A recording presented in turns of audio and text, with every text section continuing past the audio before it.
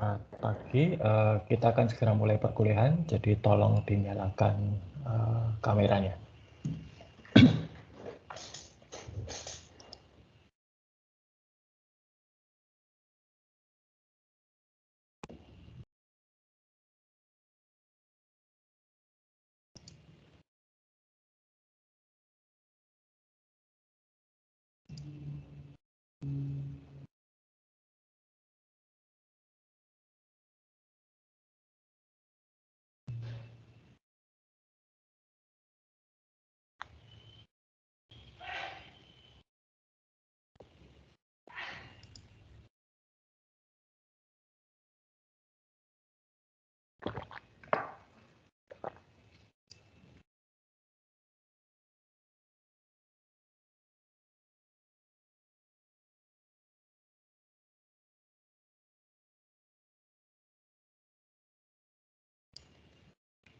Sekali lagi, silakan dinyalakan kamera supaya kita bisa segera mulai perkuliahan.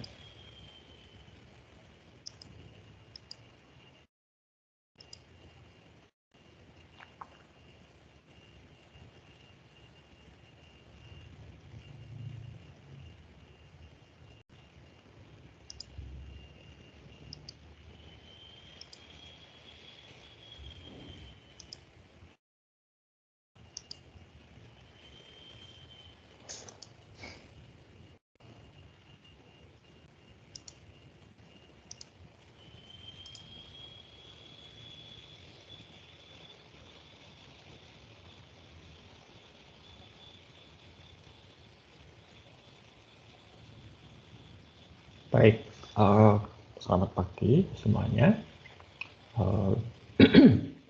Ini adalah pertemuan kita terakhir sebelum ujian tengah semester. Jadi nanti saya akan berikan ya semacam kisi-kisi mengenai ujian tengah semester.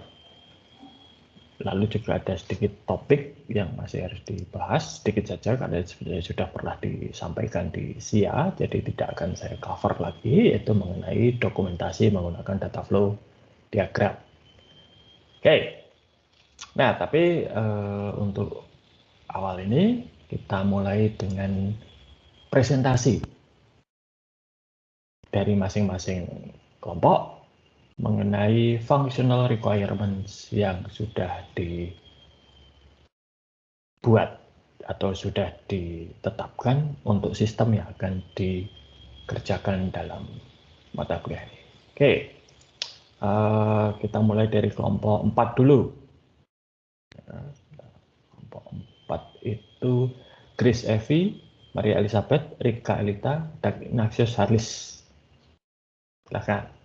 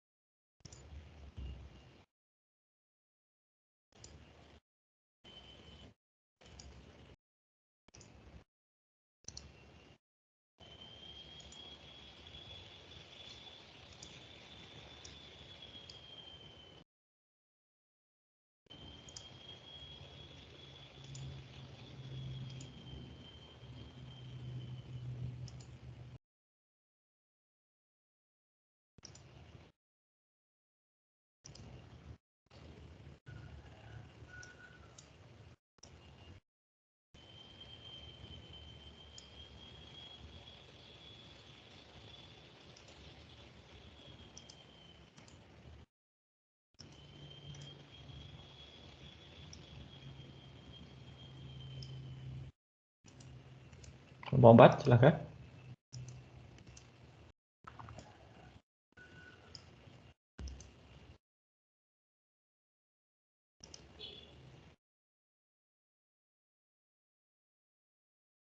Chris Evi, Maria Elizabeth, Rika Elita, Ignatius Harlis.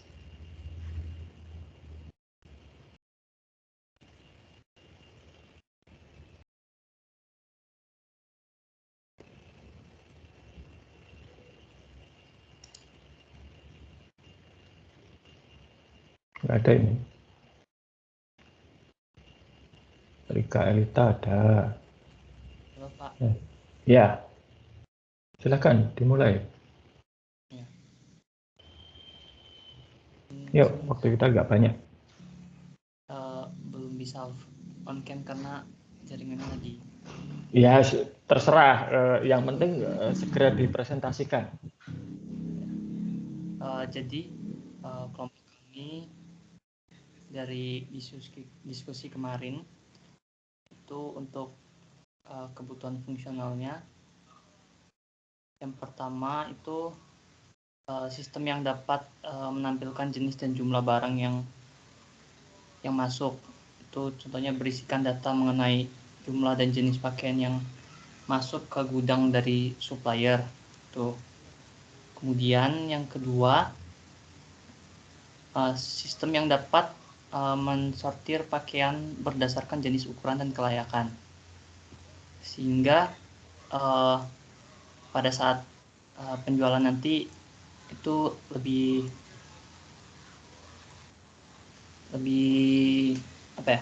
rapi untuk dilihat, lebih teratur gitu. Sebentar, kalian itu kan penjualan toh? Iya. Nah, kenapa mensortir bagian dari sistem penjualan? Kalau penjualan itu kan berarti barangnya sudah siap dijual.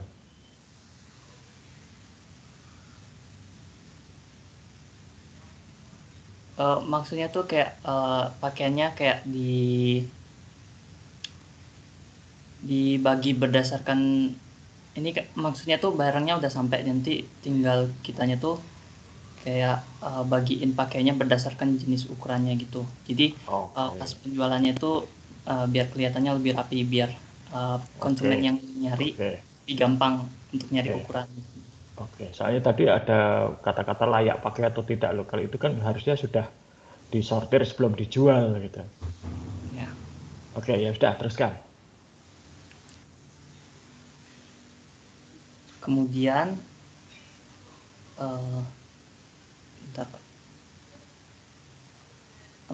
untuk hal-hal yang terlibat itu, yang pertama konsumer, jelas pasti untuk fungsinya hanya dua itu saja. Iya, Pak. Nah, yang untuk menangani penjualannya di sebelah mana?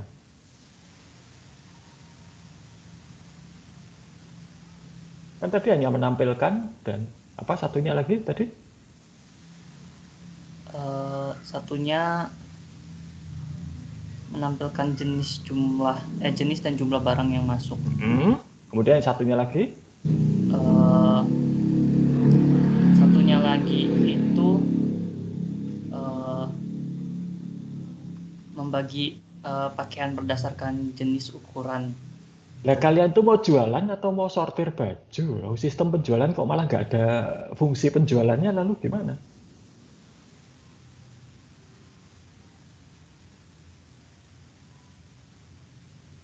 Ini sistem penjualan kan? Kalau saya di catatan saya, jangan-jangan saya salah. Penjualan online pakaian pre-love, bener ya? Iya, Pak. Nah, penjualannya di mana? Sistem penjualan kalau malah nggak ada fungsi penjualannya, lalu bagaimana?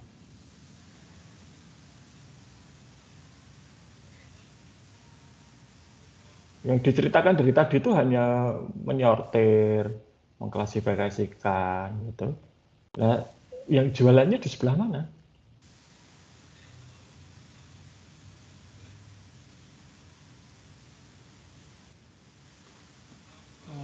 Mungkin coba diskusi lagi sama kelompok, Pak. Loh, kok diskusi ini kan tugasnya sudah dikumpulkan, ya sudah selesai diskusinya loh.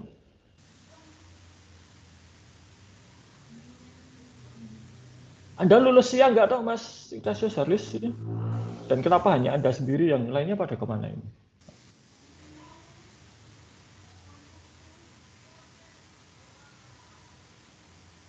Di SIA kan ada toh kalau yang namanya penjualan itu fungsinya apa saja.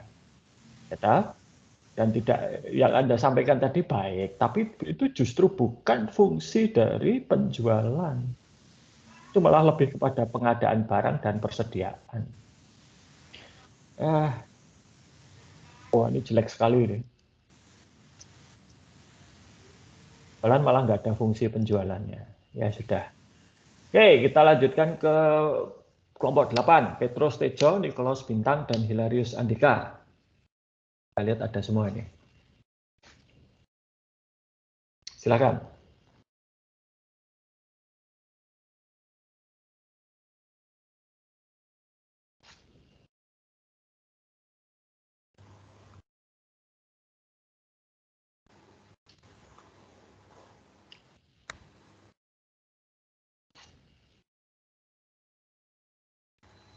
Baik, selamat pagi Pak Sumiaji dan teman-teman.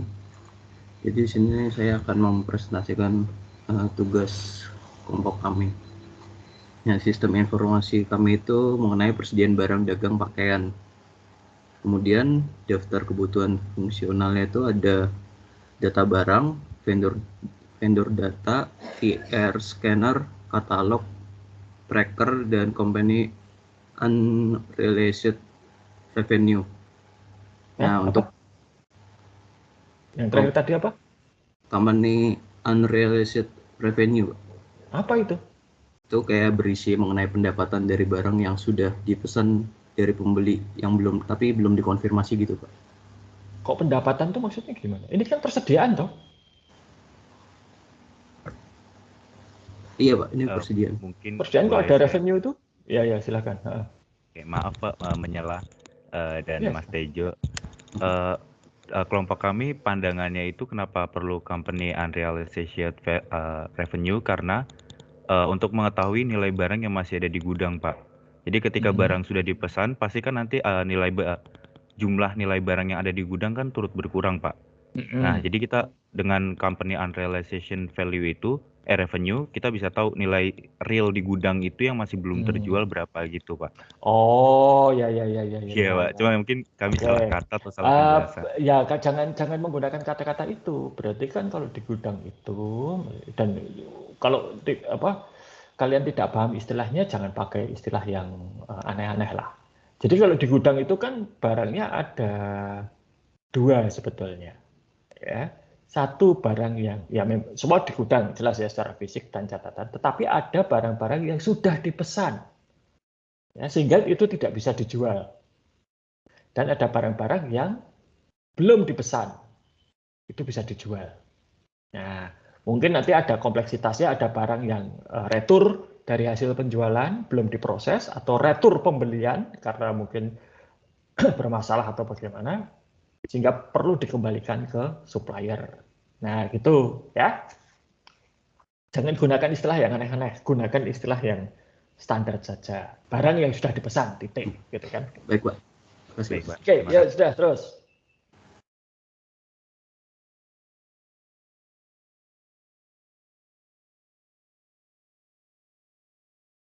Berikutnya, masih ada kah? Mungkin cukup, Pak, dari kelompok kami baru itu. Nah, kalau persediaan itu kan ya harus dilihat tuh ya. Tadi barangnya itu bertambah karena apa, barangnya itu berkurang karena apa, dan harusnya itu ada fungsi-fungsinya di situ. Fungsi untuk menambahkan barang, fungsi untuk mengurangi data barang, ya. Lalu kalau namanya persediaan itu kan tentunya harus ada misalnya warning bahwa ini persediaan barang ini sudah menipis sehingga perlu order lagi dan seterusnya. Lihatlah itu ke SIA, ya, gunakan lagi teorinya, ya, jangan kalau sudah selesai lalu sudah gitu ya, nggak ada anunya lagi. Oke, tapi ini jelek ya, hanya fungsinya hanya sedikit itu, dan itu tidak sesuai dengan yang sudah kalian pelajari di SIA itu, padahal saya sudah berkali-kali menekankan, itu mengecewakan. Ya. Kalau saya yang jadi konsumen, Anda nawari lalu Anda lapor seperti ini, wah nggak saya bayar Anda. Saya malah ganti orang kalau seperti ini. Ya. Oke, berikutnya kelompok 1. Elsa Puspita, Samuel Hubert, Aloysius Berti, dan Gabriela Serin.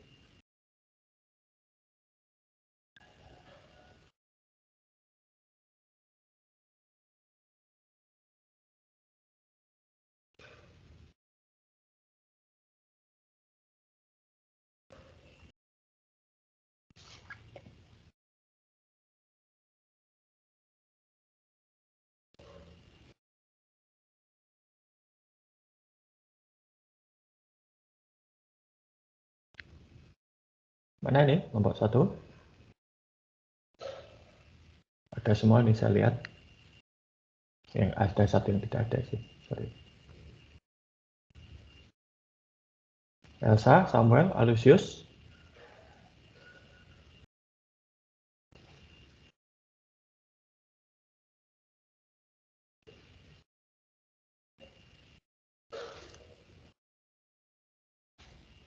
Halo?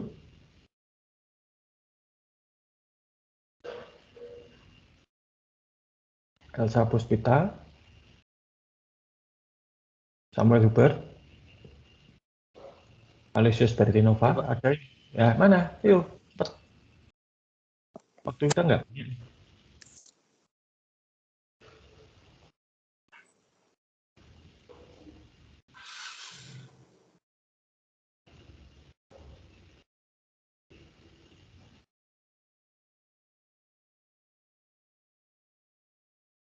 Ayo.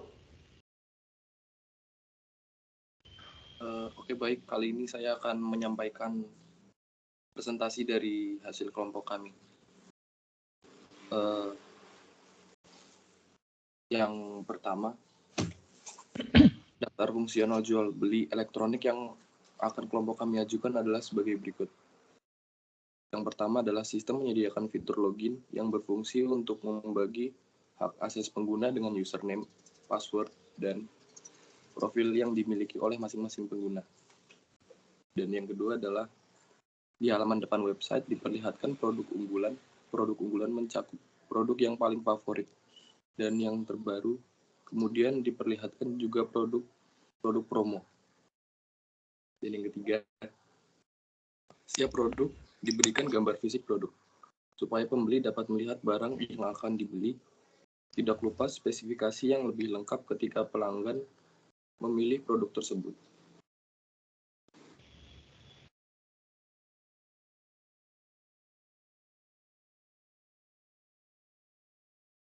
Oke, sudah itu saja atau masih ada yang lain?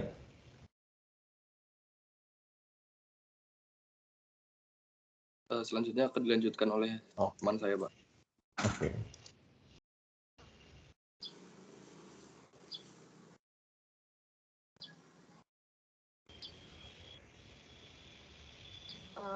Selanjutnya, ada sistem itu menyediakan rating sebagai evaluasi produk yang dijual. Nah, selanjutnya juga sistem akan menyediakan toolbar seperti sesuai dengan kategori, contohnya PC, handphone, laptop, keyboard, mouse, atau aksesoris yang lain. Setelah itu, sistem dapat secara otomatis memberikan informasi tentang lokasi, cara pembelian, dan katalog produk yang ada. Selanjutnya, sistem juga menyediakan keranjang untuk memberikan fitur kepada pelanggan apabila ingin menyimpan terlebih dahulu apa yang ingin dibeli, dan pelanggan juga dapat mengurangi dan menambah produk yang ingin dibeli. Hal ini dapat mempermudah admin untuk mengolah pesanan produk, jumlah harga, dan rincian pembelian. Oke.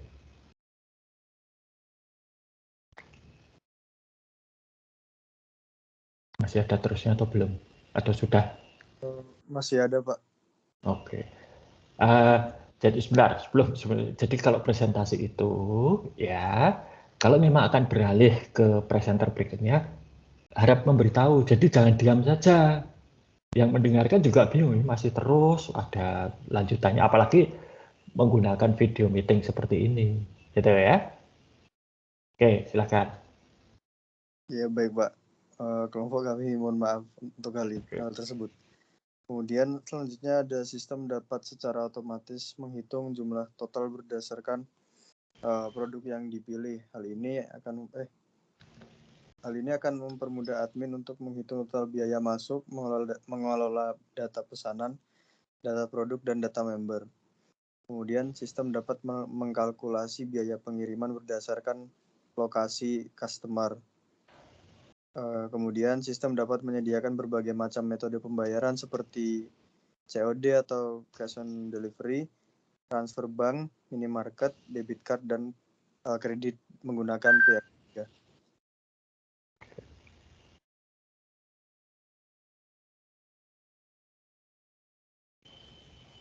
Sudah cukup, Pak. Oke, baik.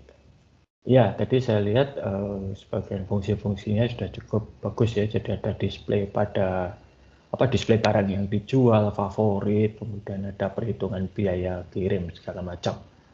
Itu.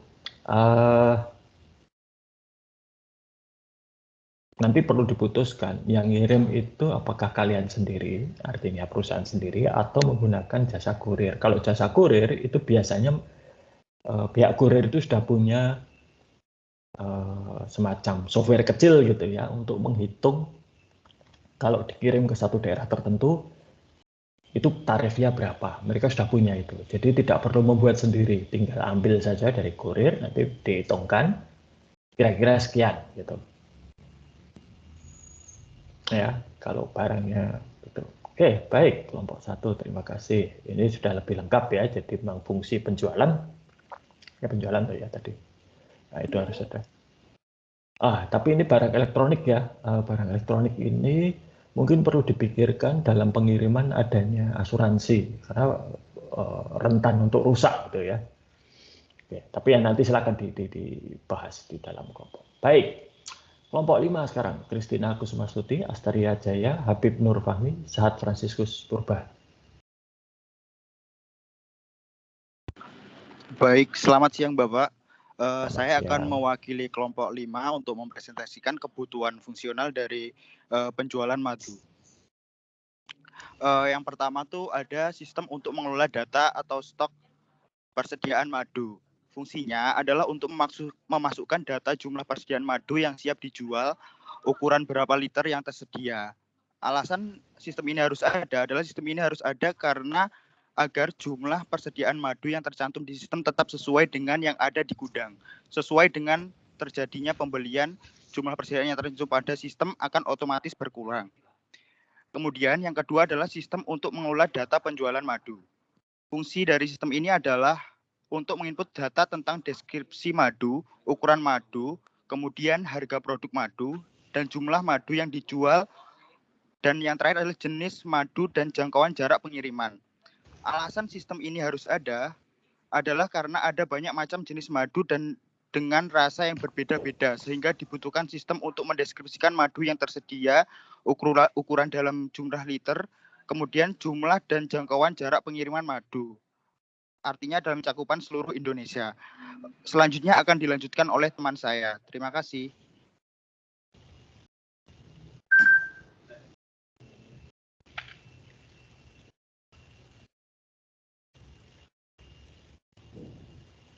Selanjutnya, sistem untuk mengelola data transaksi penjualan dan pembelian. Fungsi pada sistem ini dapat menampilkan data transaksi penjualan dan pembelian. Alasan ada sistem ini harus ada karena Sebentar. Ini kan kalian jual madu yang dibeli atau yang sudah sampai beli dan masih dalam perjalanan. Mas Sahat. Oke. Ini tadi kan penjualan ya, kok lalu ada sistem penjualan dan pembelian itu gimana maksudnya?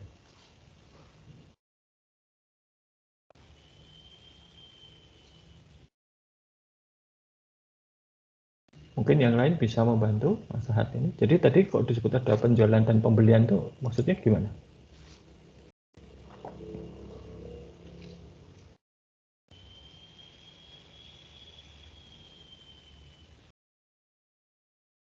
Kelompok 5.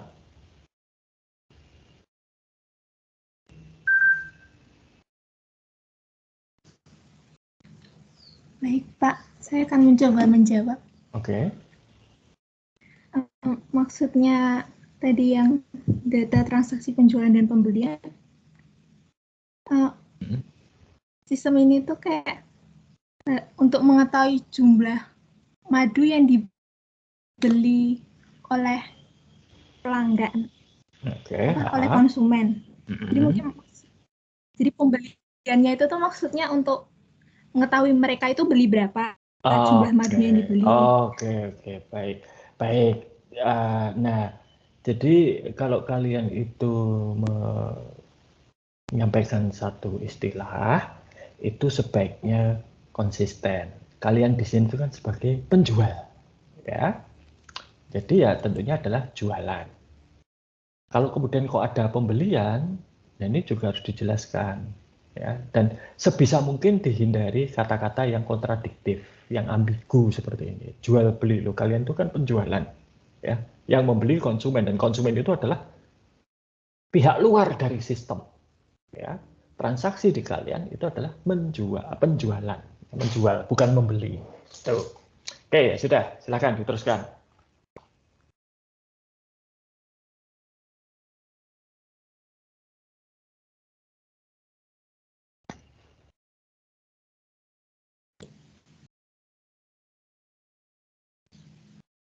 Baik Pak, terima kasih atas tambahannya, akan dilanjutkan. Lalu yang terakhir adalah sistem untuk mengolah data pembayaran secara debit atau lunas.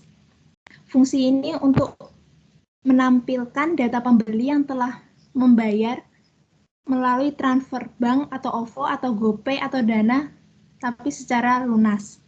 Alasan harus ada adalah sistem ini harus ada karena untuk mengetahui pembeli yang telah membayar secara lunas, sehingga pembeli yang telah membayar secara lunas, madu itu dapat segera dikirimkan ke pembeli.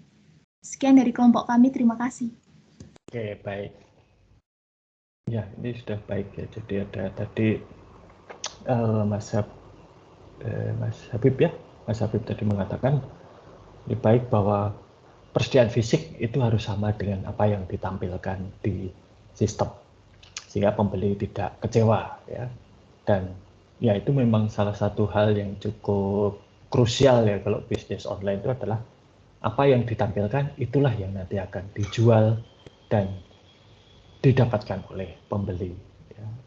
Sudah cukup sering kalau saya pengalaman pribadi ke marketplace gitu ya, lihat ada barang, saya pilih, saya bayar, penjualnya kemudian mengatakan, wah ini ternyata habis ya. Nah ini tidak baik kalau seperti itu. Mungkin ya tidak terjadi, ya jelas tidak ada kerugian, saya tidak keluar uang karena uang saya dikembalikan, tetapi itu mengecewakan pelanggan gitu ya. Dan kalau berkali-kali pesen kok berkali-kali habis padahal barangnya itu menunjukkan, jadi kalau menurut saya kalau di website itu tertulis masih ada tapi faktanya habis, itu menunjukkan bahwa internal perusahaan itu secara administrasi tidak rapi ya, sehingga ya jangan berbisnis gitu ya, dengan perusahaan itu. Baik, terima kasih kelompok 5. Sekarang ke kelompok 7, Christophorus Aditya, Patricia Ferdin, dan Gabriela Serlinda. Silakan.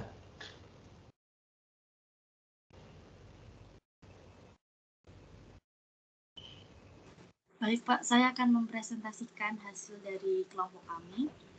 Daftar kebutuhan fungsional. Berikut adalah daftar kebutuhan fungsional sistem rental mobil yang kelompok kami rancangkan. Yang pertama, sistem menyediakan fitur login agar akses ke dalam sistem dan database dapat dideteksi. Kedua, sistem menyediakan fitur menu utama, toolbars, dan buttons untuk memudahkan pengguna dalam mengoperasikan sistem. Yang ketiga, sistem bisa mencari data yang telah tersimpan berdasarkan karakteristik tertentu. Keempat, sistem dapat menyediakan form untuk menginput data mobil dan sistem harus bisa menyimpan, menghapus, dan menambah data mobil baru serta mencari data mobil yang telah terdaftar.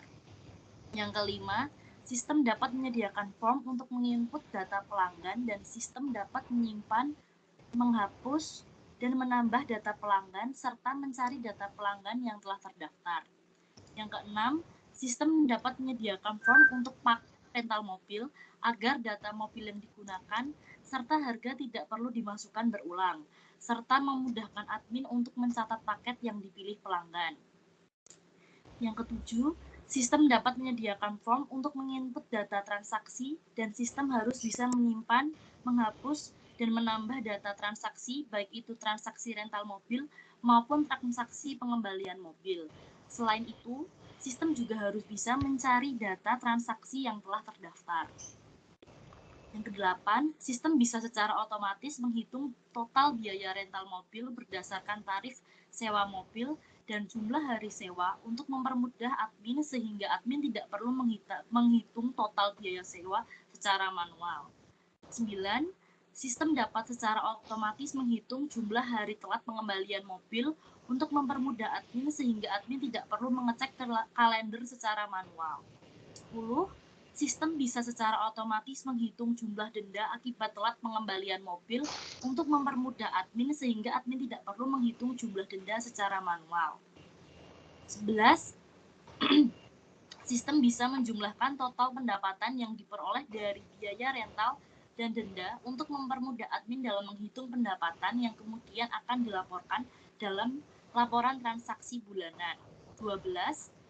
Sistem bisa menampilkan laporan pendapatan atau laporan transaksi untuk mengkomunikasikan informasi keuangan kepada pihak yang berwenang. Terima kasih. Baik, wah ini bagus ya. Jadi selain ngitung otomatis biaya sewa, juga ngitung otomatis dendanya gitu ya. Baik ini. Kemudian juga tadi,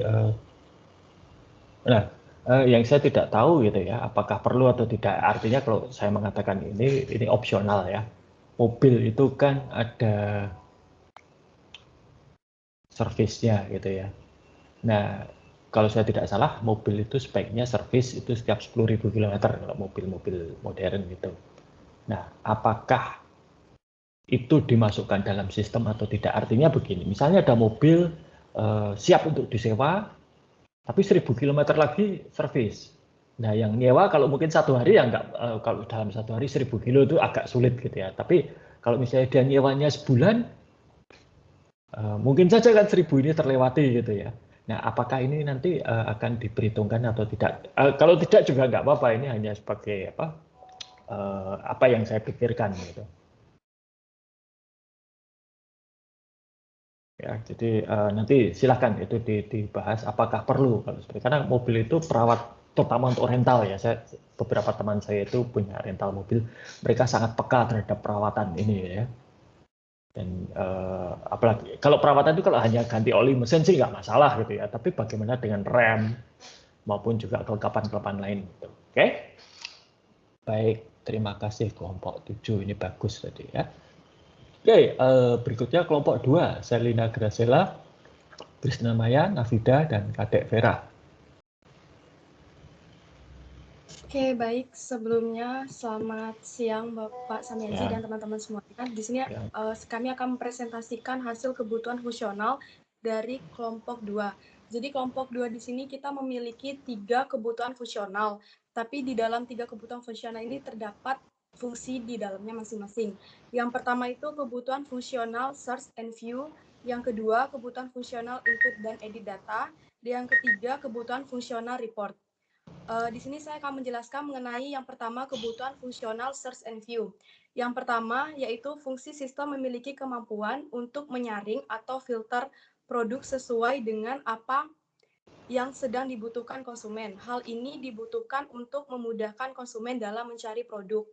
Yang kedua, sistem dapat menampilkan data nama produk, stok barang yang tersisa, dan harga barang secara otomatis saat pengguna memasukkan kata kunci untuk suatu produk yang mereka butuhkan atau mereka inginkan.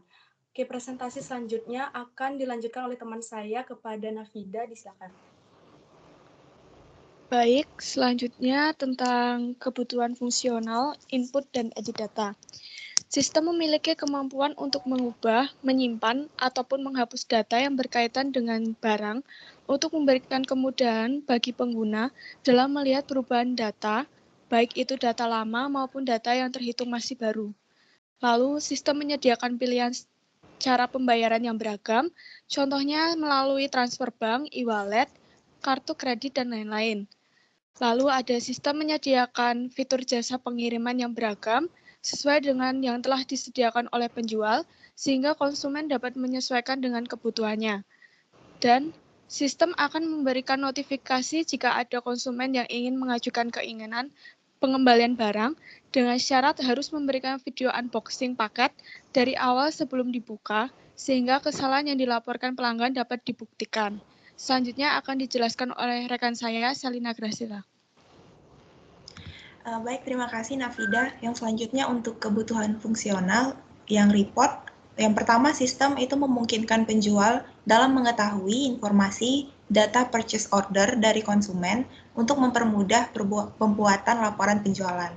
Lalu yang berikutnya, sistem memungkinkan konsumen untuk melacak pesanannya yang sedang dikirimkan, sehingga konsumen ini dapat memonitor pesanannya. Lalu selanjutnya akan dilanjutkan oleh teman saya, Kristina Maya Angela. Terima kasih. Baik, terima kasih atas waktu yang diberikan. Saya akan melanjutkan masih mengenai kebutuhan fungsional report. Selanjutnya itu sistem dapat memberitahu barang yang sudah hampir expired, minimal 3 bulan sebelum tanggal expired, sehingga dapat dilakukan tindakan selanjutnya oleh toko, baik berupa dilakukan sell, atau pemberian diskon penjualan, ataupun pembuangan produk karena tidak laku. Dan yang selanjutnya, sistem akan otomatis melakukan konfirmasi ketika konsumen telah membayarkan pesanannya sehingga dapat memudahkan konsumen. Sekian presentasi dari kelompok 2, terima kasih. Oke, baik.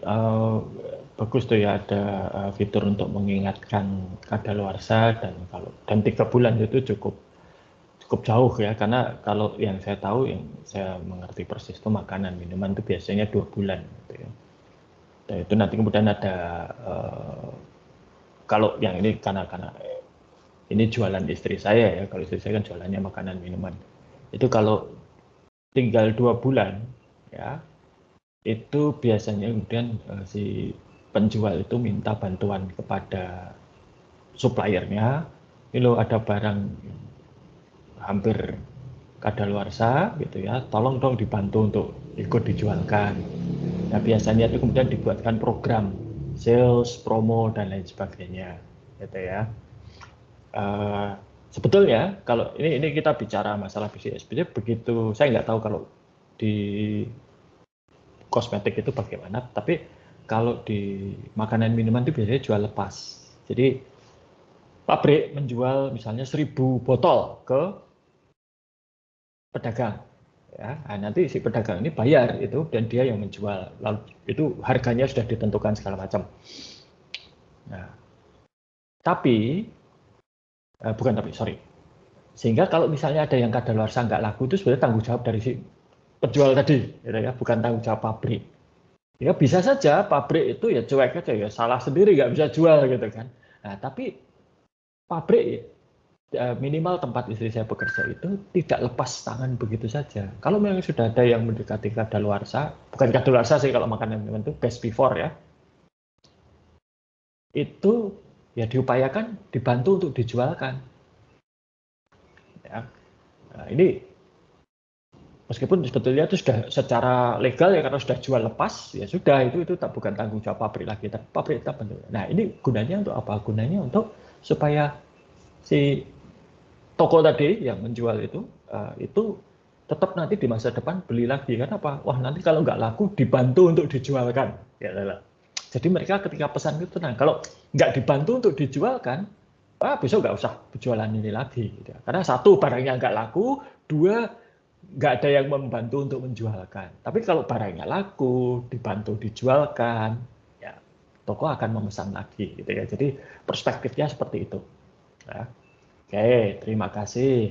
Ya, nah, berikutnya kelompok 6. Indah Jelita, Reido Nova, Natasha Tiara, dan Ine Indriani.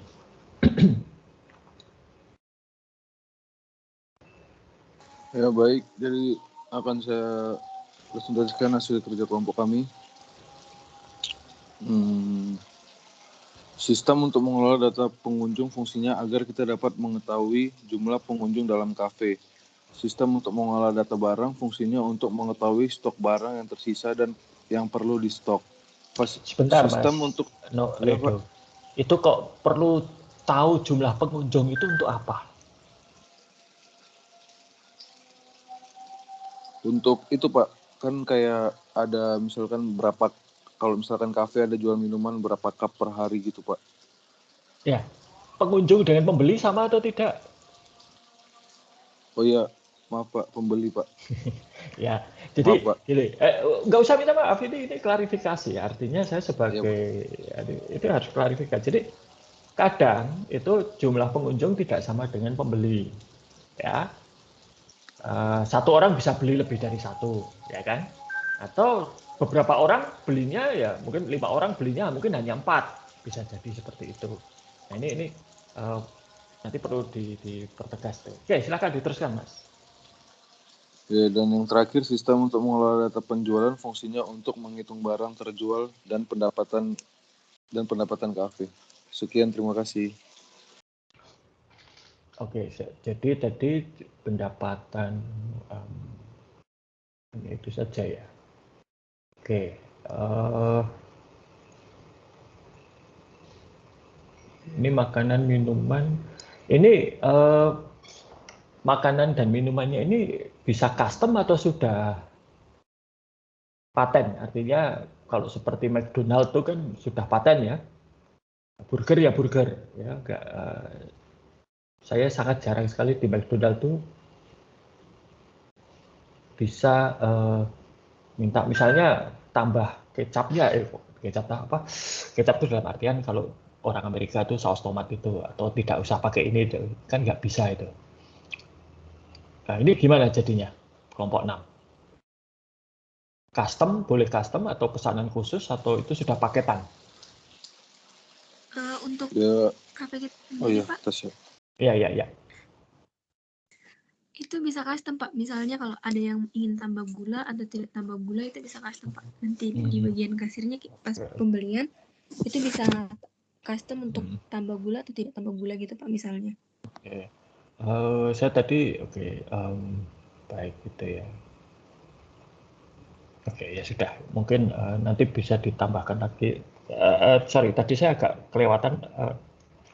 Laporan-laporannya apa saja yang ada di situ? Informasi yang tersedia.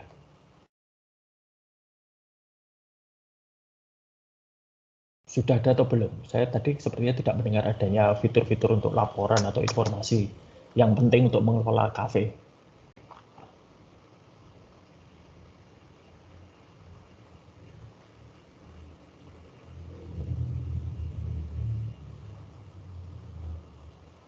Bagaimana kelompok 6?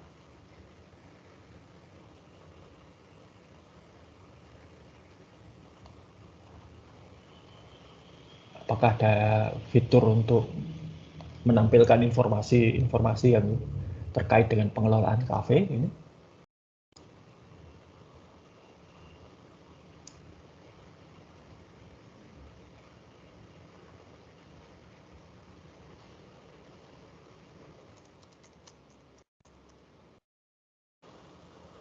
Maksudnya informasi menu ya, Pak?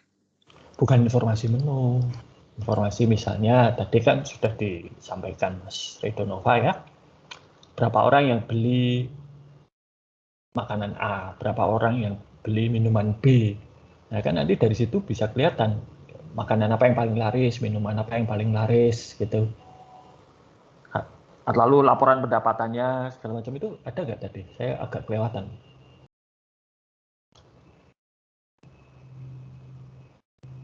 Dalam sehari ada berapa pendapatan dari penjualan makanan, berapa dari penjualan minuman, makanan apa paling laris, minuman apa paling laris. Kalau kafe kan hal seperti itu penting.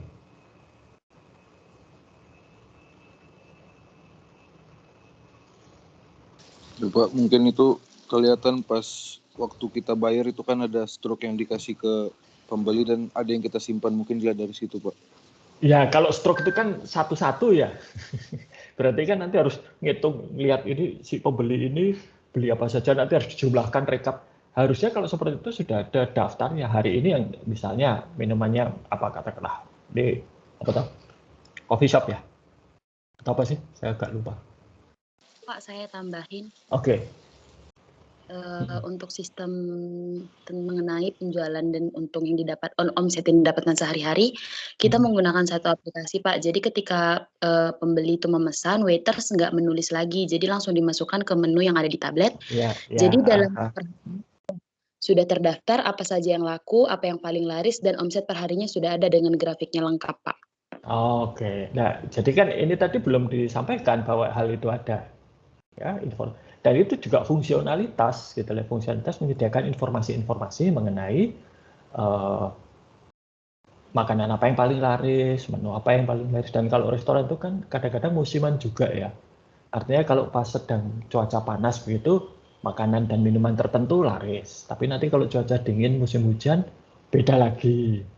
Ya, kalau nanti pas perayaan tertentu beda lagi gitu ya. Itu. Oke, terima kasih kelompok 6. Selanjutnya terakhir ini ya, tapi bukan yang paling akhir, itu kelompok 3, Ivani, Kalista, Elizabeth Rizky, dan Vernia. Silahkan. Ya baik Pak, terima kasih atas kesempatannya. Kami dari kelompok 3 membuat mengenai sistem penggajian. Sedangkan kebutuhan fungsionalnya, kami membagi beberapa bagian. Yang pertama adalah data karyawan, kemudian yang kedua adalah jabatan karyawan, yang ketiga untuk presensi karyawan, yang keempat untuk utang karyawan, yang kelima untuk tunjangan, yang keenam untuk slip gaji, dan yang terakhir adalah mengenai laporan penggajian. Saya sendiri akan menyampaikan mengenai data karyawan dan jabatan karyawan. Untuk data karyawan, kami membutuhkan ID karyawan, nama, alamat, tanggal lahir, nomor handphone, nomor rekening, jenis kelamin, dan sistem pembayaran gajinya, apakah dia harian atau bulanan. Kemudian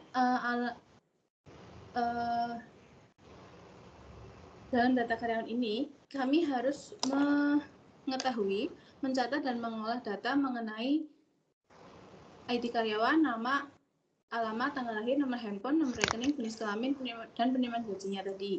Dan untuk fungsinya itu, yang pertama adalah untuk mengidentifikasi. Mengapa identifikasi ini diperlukan? Untuk memudahkan sistem penggajian secara keseluruhan. Yang kemudian, mengapa perlu mengetahui mengenai data karyawan? Untuk mengidentifikasi jam kerja sebagai dasar penggajian sesuai dengan kehadiran karyawan. Maaf Pak, saya ulang. Mengapa harus untuk mencatat data karyawan itu sendiri? Karena untuk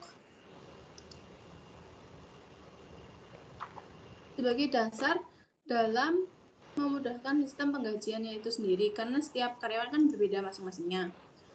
Kemudian untuk memperoleh informasi data karyawan,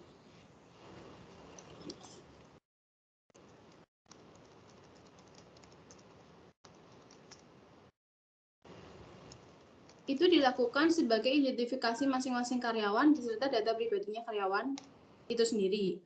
Kemudian untuk fungsi yang kedua adalah untuk mengetahui jabatan karyawan. Yang dibutuhkan itu adalah ID karyawan, jenis jabatan, gaji per jabatannya, dan kapasitas karyawan per jabatannya berapa orang. Untuk mengetahui ini, alasannya adalah jabatan karyawan akan berpengaruh pada saat menggaji karyawan. Jabatan karyawan berpengaruh pada saat menggaji karyawan tersebut. Seperti jabatan karyawan akan berbeda, mendapatkan gaji yang berbeda pula. Kemudian diperlukan juga untuk mencatat dan mengolah data jabatan. Fungsinya masih sama, yaitu untuk menggaji karyawan sesuai jabatannya masing-masing. Kemudian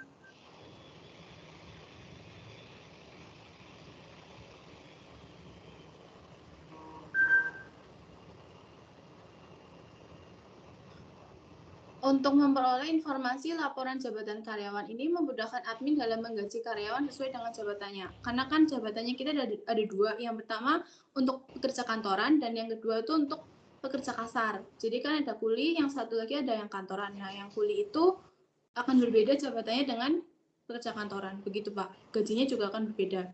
Yeah. Kemudian untuk presensi dan hutang akan dilanjutkan oleh rekan saya, Vernia. Silakan.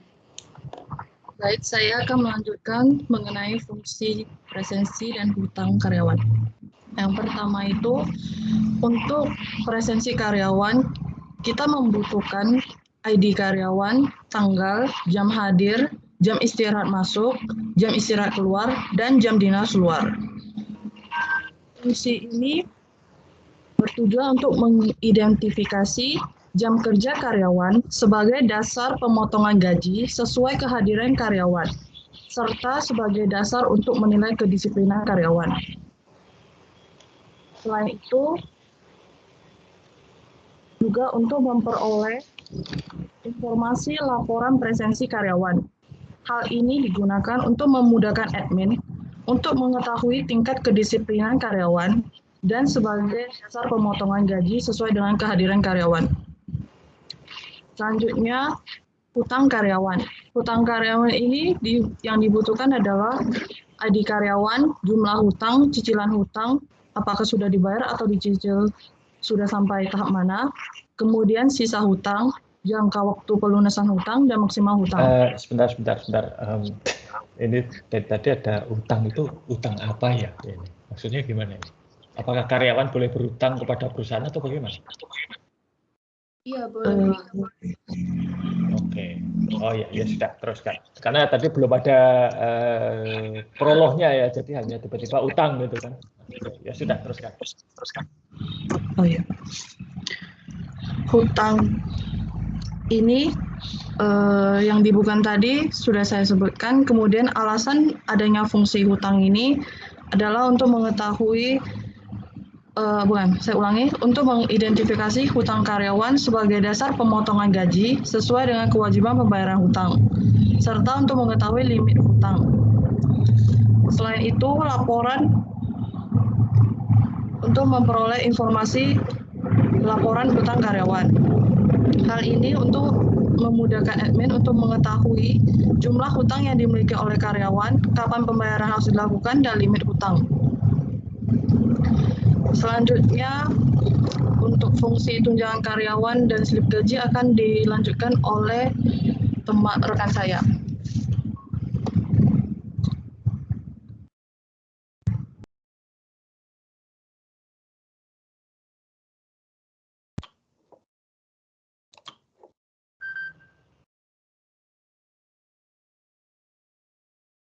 Kalista, silakan. Masih di mute itu.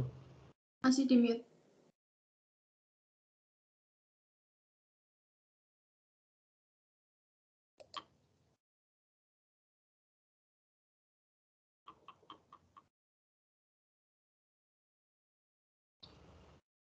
Baik, selanjutnya saya akan melanjutkan tentang tunjangan karyawan dan slip gaji. Untuk tunjangan karyawan, kebutuhannya ada ID karyawan, jumlah tunjangan, dan jenis tunjangan. Alasan untuk tunjangan karyawan ini adalah untuk mengidentifikasi jumlah tunjangan karyawan dan sebagai dasar pemberian tunjangan berdasarkan jenisnya. Selanjutnya ada slip gaji. Kebutuhannya ada ID karyawan, tanggal dikeluarkannya slip gaji, tunjangan karyawan, presensi karyawan, gaji karyawan, hutang karyawan, penerimaan gaji, harian atau bulanan. Selanjutnya ada nomor rekening, dan periode pembayaran gaji, tanggal dan bulannya. Alasannya untuk mengidentifikasi slip gaji karyawan sebagai bukti pembayaran gaji. Selanjutnya untuk laporan penggajian akan dibahas oleh rekan saya. Baik, untuk laporan penggajian, jadi fungsinya untuk mengetahui, memperoleh, dan mencatat mengenai laporan penggajian. Nah, untuk yang dibutuhkan yaitu ID karyawan, tanggal dikeluarkannya slip gaji, informasi mengenai tunjangan karyawan, presensi karyawan, gaji karyawan, hutang karyawan, penerimaan gaji harian atau bulanan, nomor rekening, dan periode pembayarannya. Nah, untuk fungsinya, alasannya kenapa ini dibutuhkan itu untuk mengidentifikasi penggajian karyawan yang telah dilakukan sebagai bukti pembayaran yang kemudian akan dilaporkan kepada atasan. Sekian dari kelompok kami. Terima kasih. Baik. Pertama, lengkap ya. Ini diantara semua yang fungsionalitasnya paling lengkap menurut saya.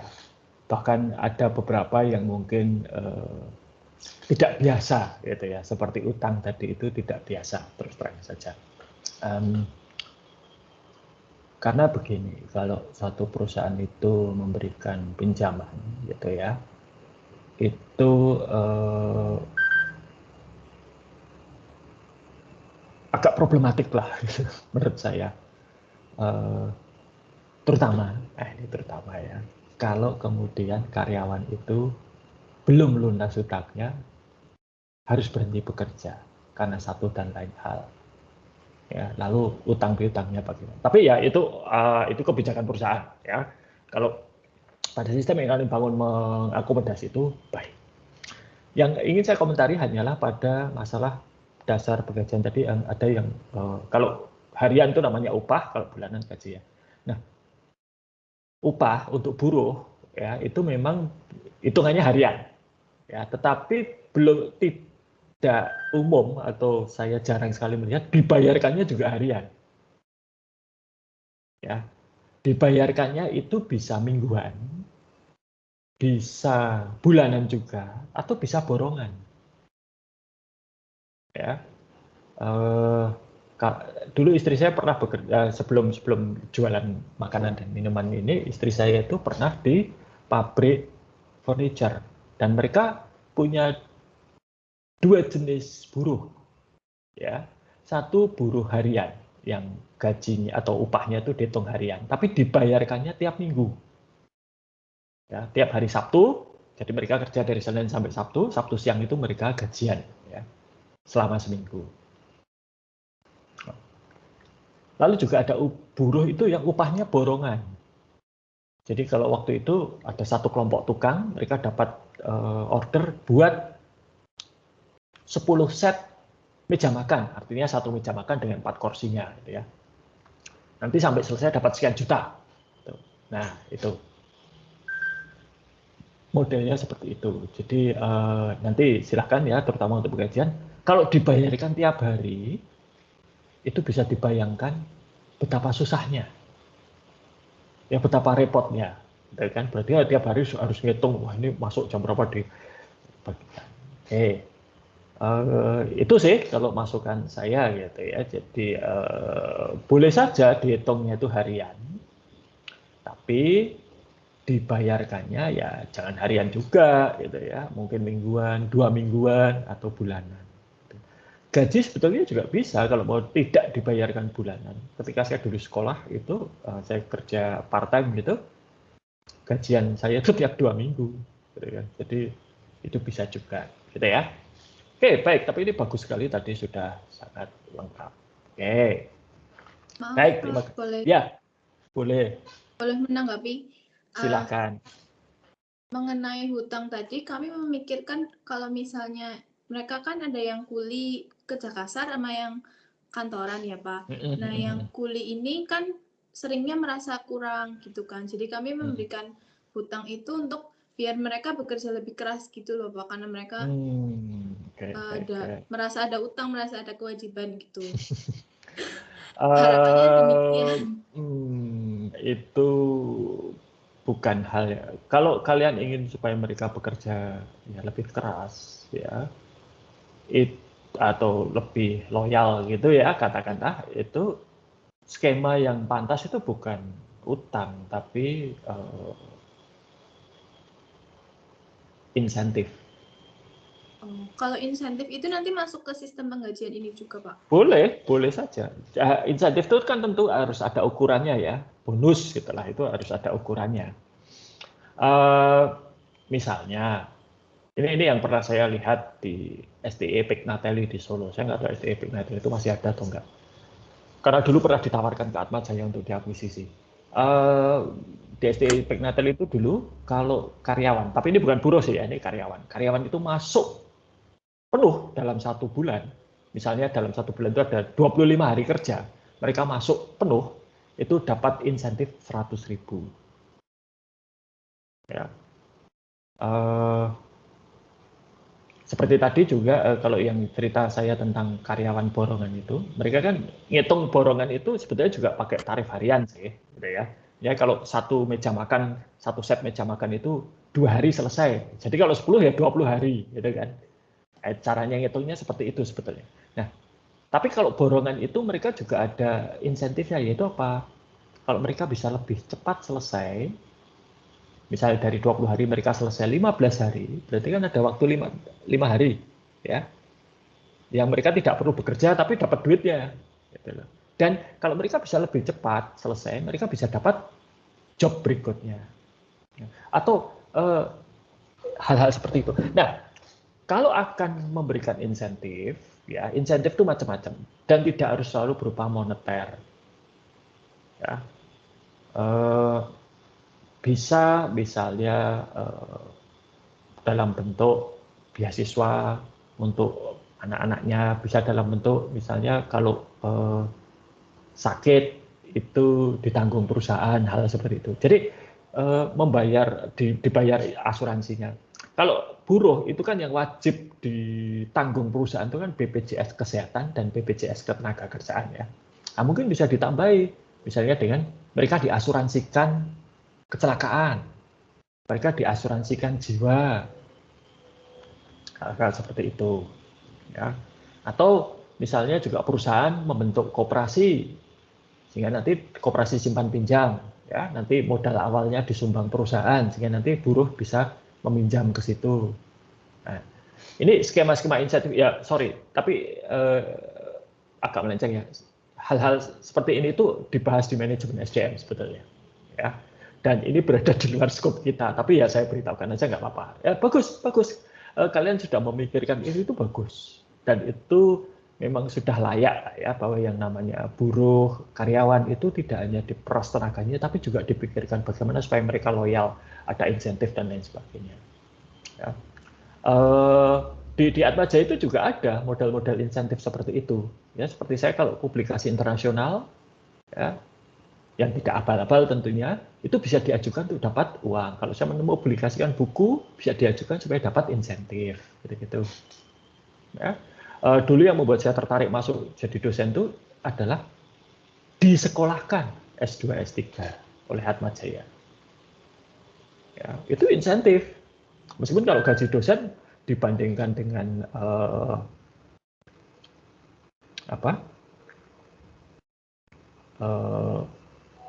dibandingkan dengan teman-teman saya yang seangkatan gitu ya, gaji saya itu ya tidak terlalu tinggi gitu kan. Tapi ada insentifnya. Dan kalau kalian ingat di SIA dulu ya, saya nggak tahu SIA-nya itu yang namanya pekerjaan itu jangan hanya melihat gaji, tapi juga lihatlah yang namanya manfaat. Kalau bahasa Inggris itu fringe benefit. Yang jelas kalau kalian bekerja untuk orang lain itu harus ada BPJS Ketenagakerjaan dan BPJS Kesehatan, itu wajib. Ya. Kalau seperti Atmaja itu bahkan ditambahi asuransi untuk rawat inap. Dan ada restitusi pengobatan rawat jalan. Ya. Kemudian dana pensiun ada atau tidak, Atmajaya ada. Jaminan hari tua itu ya di luar BPJS Ketenagakerjaan. Nah, lalu dibayari untuk ikut konferensi ada macam-macam. Istri saya itu dapat namanya COP, Car Ownership Program. Jadi istri saya itu selain gaji dia dapat uang.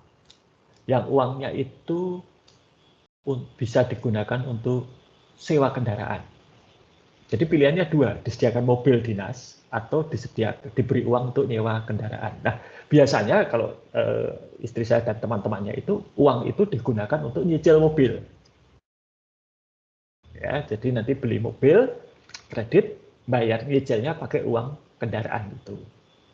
Kalau nggak mau bisa pakai mobil dinas yang diberikan oleh perusahaan. Ya, sama saja. Ya. Tapi kalau istri saya pilih untuk nyicil kendaraan. Kenapa? Nanti kalau sudah selesai cicilannya, istri saya bisa punya mobil, gitu kan? Dan uangnya itu ya tidak mengganggu gaji. Karena apa? Ya itu memang sudah ada. Nah, manfaat-manfaat seperti itu yang mungkin perlu dipikirkan kalau kalian nanti bekerja. Jangan terpukau pada gaji, jangan terpukau pada jabatan. Pikirkan masa depan. Mungkin kalau masih single gitu ya. Seperti kalian ini kan rata-rata masih single belum kepikiran, tapi kalau sudah seperti saya punya anak ya dan lain sebagainya, punya tanggungan itu ya itu penting ya. Itu bagus pertanyaannya dan bagus juga tanggapannya ya. Oke. Baik Pak, terima kasih Pak. Baik, sama-sama. Oke.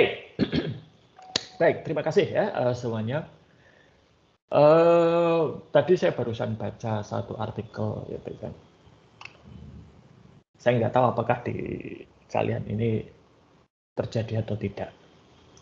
Tapi justru ini poin yang dulu saya sampaikan di awal perkuliahan. Atau saya berkali-kali. Jadi kerja kelompok gitu ya. Salah satu sisi negatif kerja kelompok itu adalah biasanya kontribusi anggota kelompok itu tidak setara. Kadang ada yang, ya mungkin ada kelompok yang semua bekerja kontribusi bareng-bareng gitu ya, berusaha bekerja keras. Tapi ada juga yang istilahnya hanya titip nama. Dan saya punya pandangan mungkin di sini saya dugaan saya kok ada beberapa yang titip nama itulah. Sebenarnya kelihatan sih dari presentasi itu bisa terlihat. Ya. Nah,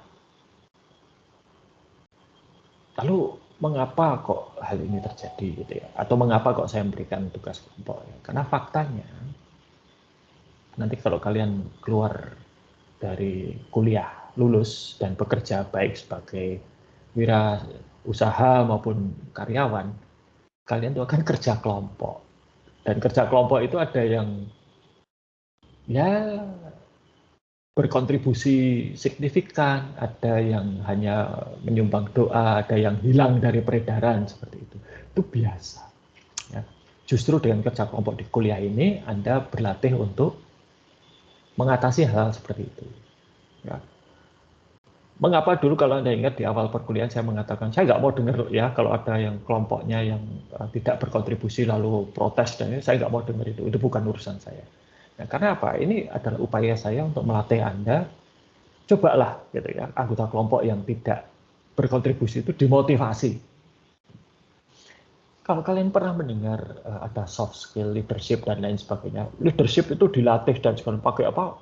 Latihan dasar kepemimpinan untuk saya kok ya itu baik, ya, tapi kurang. Gitu.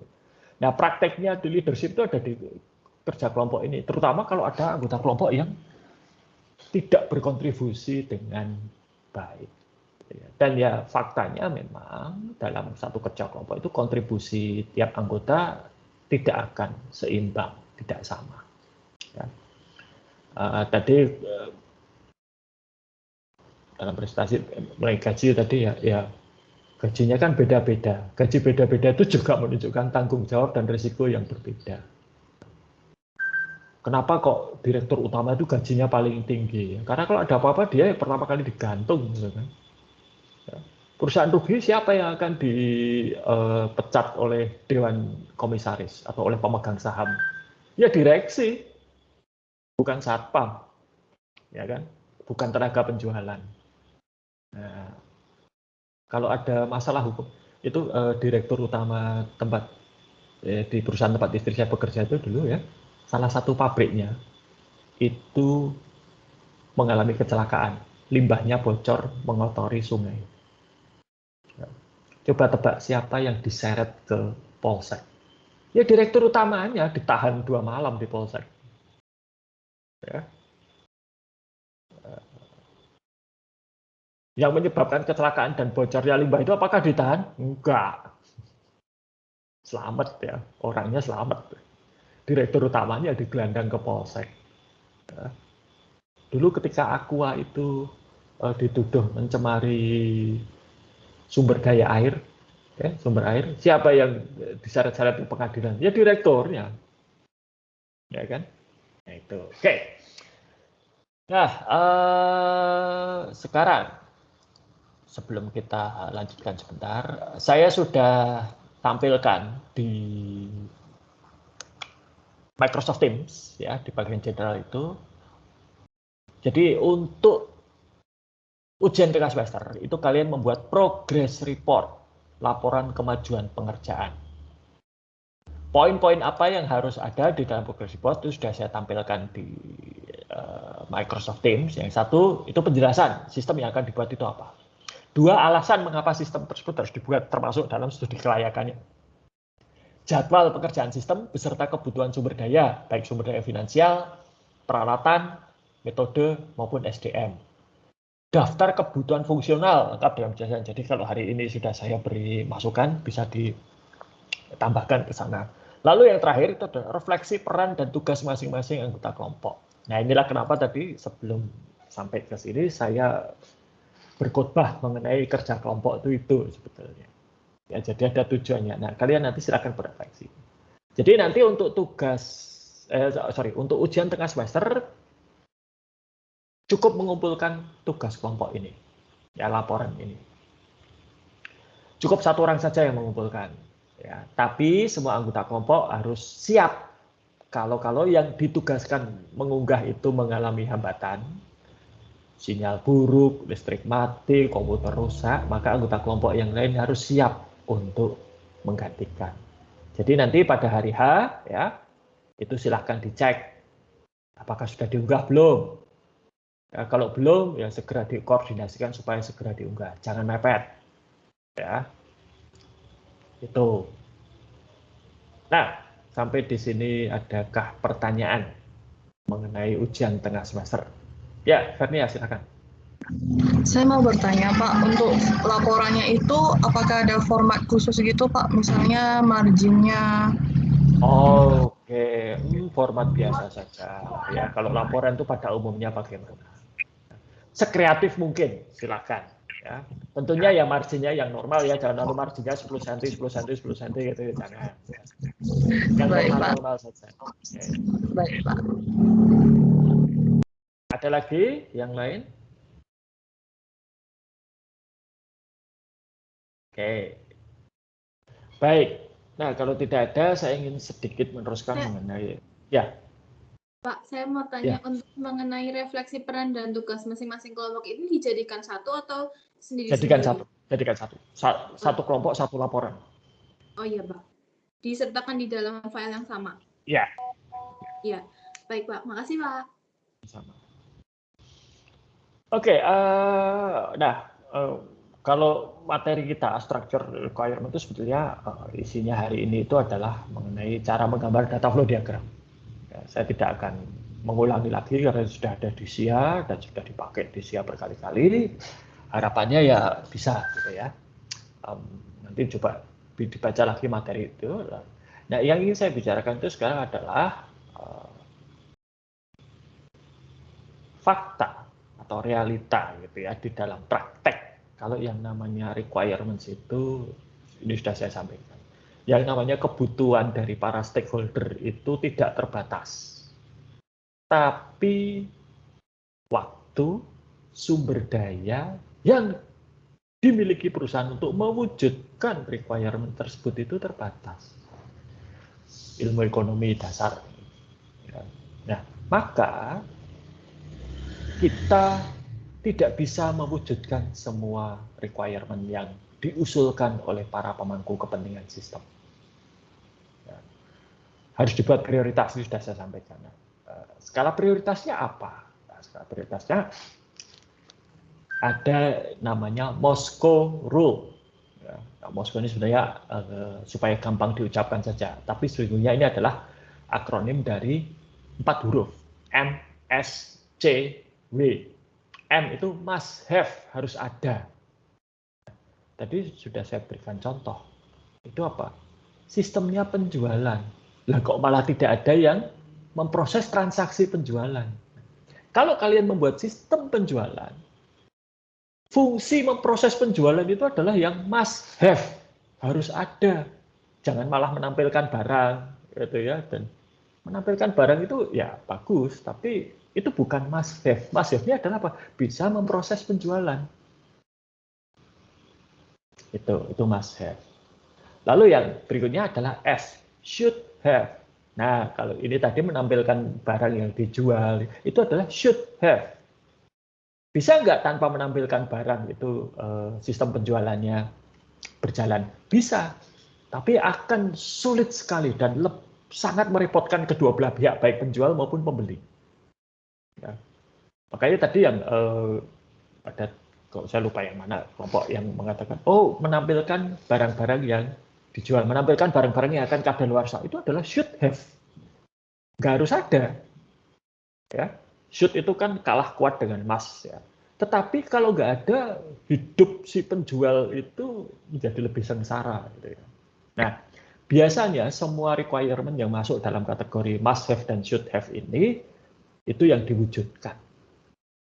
Nah, berikutnya itu adalah C atau could have. Misalnya apa? Ya tadi contoh, mohon maaf nih kelompok ya, Mbak Ifani dan teman-teman ya. Penggajian itu yang utang itu termasuk yang could have sebetulnya. Ya, karena satu, tidak semua penggajian itu ada utang seperti itu. Ya. Nah, yang could have ini tidak esensial. Kalau waktunya masih ada, sumber dayanya masih ada, bolehlah diwujudkan. Kalau tidak, singkirkan nanti untuk berikutnya, tahap berikutnya, waktu berikutnya, anggaran berikutnya. Kalau memang itu penting. Nah, yang terakhir itu adalah want to have. Ini hanya kembangan-kembangan. Ya. Want to have itu biasanya tidak akan diwujudkan karena ini sifatnya hanya ya, sesuatu yang kosmetik begitulah. Nah, tetapi ketika requirement ini sudah diklasifikasikan jadi must have dan should have pun, ya, terkadang itu juga masih terlalu banyak.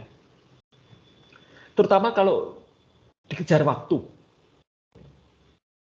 Nah, maka mungkin harus ada yang kemudian di-push atau didorong untuk waktu berikutnya. Gampangannya begini, saya beri contoh, ini Microsoft. Microsoft itu baru saja meluncurkan minggu yang lalu versi terbaru dari sistem operasi andalan mereka, yaitu Microsoft Windows 11. Dan Microsoft Windows 11 itu dijanjikan ada banyak hal. Ya. Salah satu yang menarik banyak orang itu adalah Microsoft Windows 11 ini katanya bisa menginstal dan menjalankan aplikasi Android. Ya. Katanya.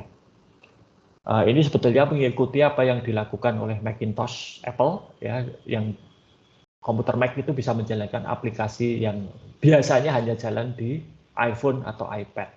Tapi katanya bisa jalan. Saya udah lama nggak pakai Mac, jadi nggak tahu. Ini luar biasanya Microsoft ini adalah karena Android dengan Microsoft itu adalah dua institusi yang berbeda. Kalau Apple itu kan Macintosh, komputer Macintosh dan iPhone, iPad itu kan satu perusahaan ya, gampang lah itu mengintegrasikan. Tapi Microsoft ini lah. Nah, masalahnya ketika kemarin tanggal 5 Oktober itu meluncur, ya, kemampuan untuk instalasi dan menjalankan aplikasi Android itu belum ada. Kenapa? Ya Microsoft itu, yang saya duga ya yang Android ini adalah yang masuk yang could have C, ya, bukan yang must have, bukan yang should have. Ini could have. Banyak yang pengen, banyak penggemar, tapi ini bukan yang esensial. Esensial 5 Oktober harus jalan. Dan saya katakan, berdasar pengalaman saya dulu pakai Windows mulai dari tahun 95 sampai sekarang, Windows 11 itu termasuk yang salah satu yang cukup mulus. Ya. Tidak banyak masalah. Nah ini karena apa? Must have dan should have-nya benar-benar jalan. Sedangkan yang could have seperti Android itu di-push atau disingkirkan nanti untuk versi berikutnya. Itu ya, jadi apa yang bisa menghalangi? Satu ya tadi tuntutan pasar atau tuntutan dari para pemangku kepentingan. Ini biasanya adalah functional requirement sebanyak-banyaknya, non-functional requirement juga sebanyak-banyaknya. Tetapi sumber daya untuk memenuhi kebutuhan juga terbatas, waktu juga terbatas. Ya. Nah, dalam project management maupun juga dalam kehidupan kita sehari itu ada hal-hal yang memang bisa dipercepat, ada hal-hal yang tidak bisa dipercepat. Ya. Misalnya kalau mengerjakan rumah gitu ya, atau gedung, nambah tukang, nambah alat itu bisa mempercepat. Tapi ada hal-hal yang tidak bisa dipercepat. Ya. Contohnya adalah, ini kalau saya pakai adalah punya anak. Wanita hamil dan melahirkan itu 9 bulan. Tidak bisa digantikan oleh 9 wanita masing-masing hamil 1 bulan. Tidak bisa. Tetap 9 bulan. Kalau mau bayinya lahir dengan normal dan sehat. Kalau dipercepat bagaimana? Ya bisa. Tapi pasti kemudian bayi yang lahir sebelum waktunya itu kan biasanya punya masalah kesehatan. Yang prematur itu pasti punya. Demikian juga dalam proyek ya. Misalnya cor beton untuk gedung. Beton itu kan keringnya itu ada waktunya berapa jam atau berapa hari gitu. Bisa dipercepat, bisa dengan penambahan bahan kimia tertentu. Tapi tidak bisa lebih cepat lagi. Kenapa? Kalau lebih cepat lagi betonnya malah retak. Kalau mengering terlalu cepat itu nanti retak malah. Tidak bagus. Nah, seperti ini. Jadi ada hal yang bisa dipercepat. Dan kalau apalagi kalau dalam konteks software, ya, dalam konteks software itu atau sistem, menambah orang itu tidak akan mempercepat. Biasanya malah memperlambat. Kenapa? Orang baru ini kan harus belajar dulu. Ini apa toh yang dikerjakan, gitu ya? Oh seperti ini. Oke, dia harus mempelajari, harus menyesuaikan diri dengan irama pekerjaan dan seterusnya. Ya. Ini, maka waktu itu terbatas, gitu ya, dan itu tidak bisa dipercepat. Nah, ini yang harus realistis biasanya di dalam menentukan. Oke, sampai di sini apakah ada pertanyaan?